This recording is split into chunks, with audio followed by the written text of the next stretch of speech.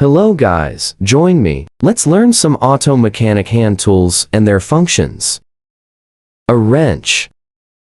Used to tighten or loosen nuts and bolts. An adjustable wrench.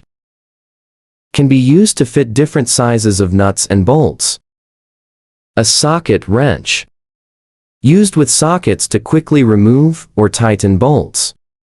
A socket set. A set of different socket sizes. A ratchet. It allows turning bolts without removing the tool. A screwdriver. Used to tighten or loosen screws. A flathead screwdriver. Used for flat screws. A Phillips screwdriver. Used for crosshead screws. Pliers. Used to hold, bend, or cut wires. Needle nose pliers. Used to reach small spaces. A hammer.